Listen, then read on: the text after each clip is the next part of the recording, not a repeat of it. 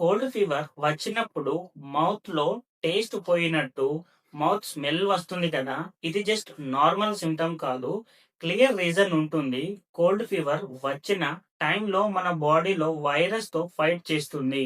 అప్పుడు ఇన్‌ఫ్లమేషన్ పెరిగిపోయి, మన టేస్ట్ బడ్స్ స్లో అయిపోతాయి. అందుకే టేస్ట్ ఆల్‌మోస్ట్ కనిపించదు. నోస్ బ్లాక్ అయిపోయినప్పుడు స్మెల్ వస్తుంది.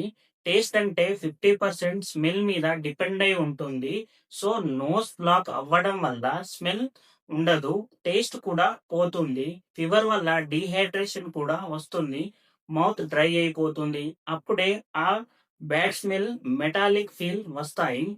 కోల్డ్‌లో ఫ్లేమ్ థ్రోట్‌కి పెరిగిపోయి చేదు టేస్ట్ క్రియేట్ అవుతుంది. Plus paracetamol, antibiotic, cold tablet వల్ల metallic taste common.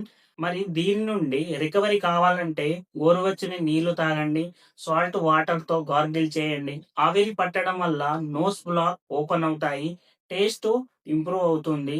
Lemon water, oranges కొంచెం హెల్ప్ చేస్తాయి. 1 వీక్‌లో టేస్ట్ నార్మల్ కాకపోతే డాక్టర్‌ని వెళ్లి కన్సల్ట్ అవ్వండి. ఇలాంటి మరెన్నో హెల్త్ అప్డేట్ కొరకు మన ఛానెల్‌ని సబ్స్క్రైబ్ చేసుకోండి.